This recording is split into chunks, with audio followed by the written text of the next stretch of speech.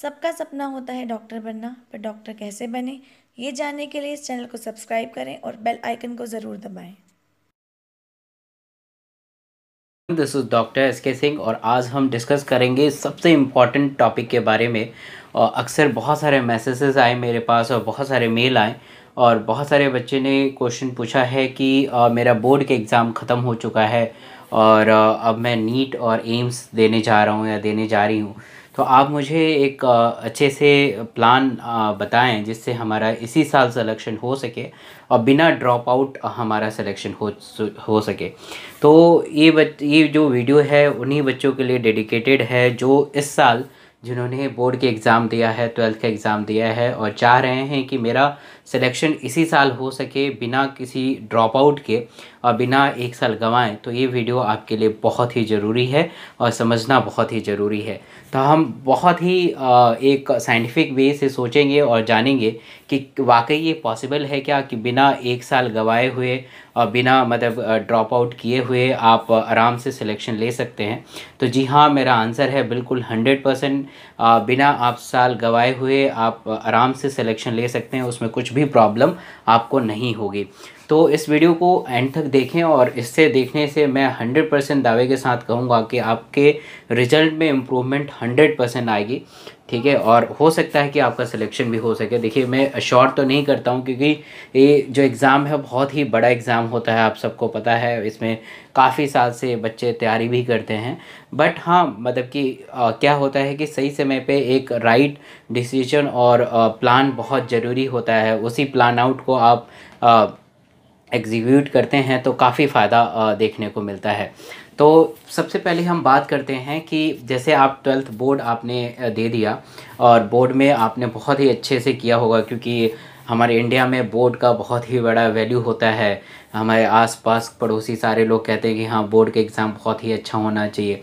तो मतलब कि मैं आशा करता हूँ और मैं ऐसा समझता हूँ कि आप फिज़िक्स केमिस्ट्री बायो जो है तीनों सब्जेक्ट की अच्छे से तैयारी आपने किया होगा क्योंकि थ्योरेटिकल पार्ट है तो ऑब्वियस है हर थ्योरी आपने अच्छे से रीड आउट किया होगा और अच्छा से किया होगा। मुझे मतलब कि मैं ट्वेल्थ सेक्शन को बिल्कुल फिनिश मान के चलता हूँ और बिल्कुल कंप्लीट मान के चलता हूँ कि आपने बहुत अच्छा किया होगा।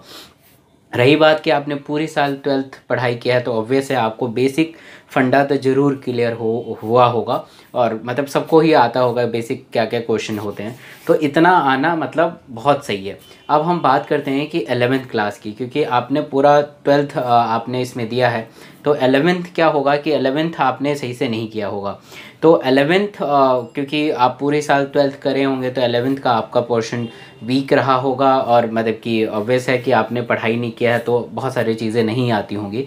तो आज से वीडियो देखने के जस्ट बाद से आप सिर्फ और सिर्फ 11th पढ़िए और ट्वेल्थ में क्या करना है वो मैं बताता हूँ अभी। तो देखिए 11th में क्या करना है कि जो मेजॉरिटी वाले टॉपिक हैं उन सबको उठाने हैं। जैसे सबसे इम्पॉर्टेंट है बायोलॉजिकल क्लासिफिकेशन, जो काफ़ी ज़्यादा क्वेश्चन आते हैं। एनिमल किंगडम बहुत ही ज़्यादा क्वेश्चन आते हैं। तो जो सीक्वेंस मैं बता रहा हूँ आप कहीं नोट डाउन कीजिए और उसी सीक्वेंस को आपको फॉलो करना है। पहले तो आप topic important topic note down करें और फिर मैं बताऊंगा कि उसमें कैसे आपको अप्रोच करना है, क्योंकि 50 दिन से भी कम है।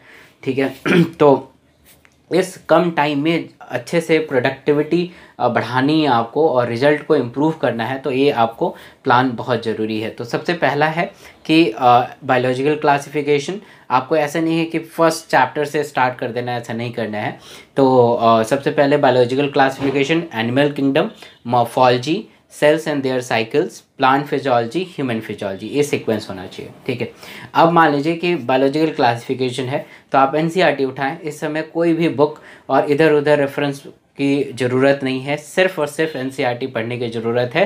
तो सिर्फ एनसीईआरटी आप पढ़ाई करें और एनसीईआरटी बुक उठाएं और चैप्टर वाइज चैप्टर से अच्छे से रीड करें। 2 बार रीड करना है आपको और 2 बार रीड करने के बाद आपको जो चैप्टर वाइज क्वेश्चन होते हैं जो एमटीजी पब्लिकेशन को होती है उसमें आंसर ऑथेंटिक होते हैं, तो चैप्टर वाइज आपको एमसीक्यू प्रैक्टिस करना है। तो ट्राई कीजिए कि एक दिन में कम से कम 2 चैप्टर तो कंप्लीट हो ही जाए। ठीक है, क्योंकि आपको फिज़िक्स भी पढ़ना है, केमिस्ट्री भी पढ़ना है, तो हर चीज़ कंप्लीट होना चाहिए।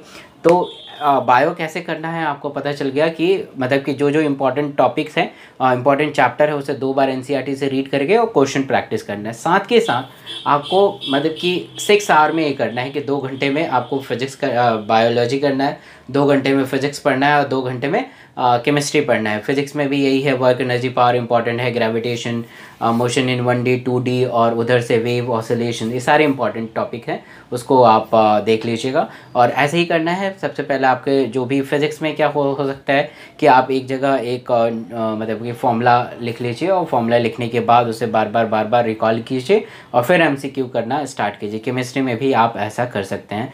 सबसे पहले आप ऑर्गेनिक केमिस्ट्री तो बहुत कम है 11th में, तो फिजिकल केमिस्ट्री पे ध्यान दीजिए और फिर इनऑर्गेनिक केमिस्ट्री पे ध्यान दीजिए। इनऑर्गेनिक केमिस्ट्री डायरेक्टली आप एनसीईआरटी से रीड कर सकते हैं। मतलब एनसीईआरटी इस टाइम में ज़्यादा इंपॉर्टेंट है, बिकॉज कम टाइम में ज़्यादा आप कुछ चीज़ गेन कर सकते हैं।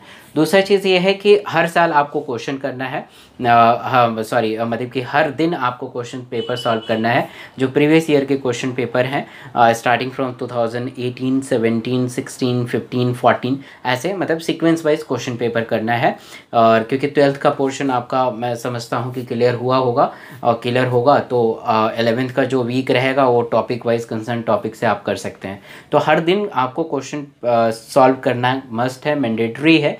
और भले आपको 11th कुछ ना आए बट करना है। अगर मान लीजिए कि एक छोटा सा एग्जांपल देखते हैं कि अगर 100 क्वेश्चन है, ठीक है, तो 100 क्वेश्चन है तो मान लीजिए 50 क्वेश्चन मतलब 12th के होंगे और 50 क्वेश्चन 11th के होंगे। तो मान लीजिए 50 में आपको 25 आता है, 25 नहीं आता है, तो आप उसके आंसर्स देखना नहीं है, वो आप वहाँ पे जाइए, उसके टॉपिक पे जाइए। जैसे मान लीजिए कि कोई टॉपिक है, मॉर्फोलॉजी का कोई टॉपिक है, रूट से क्वेश्चन आया है, आपको नहीं आ रहा है तो रूट पे जाना है, उसे अच्छे से रीड आउट करना है, समझना है।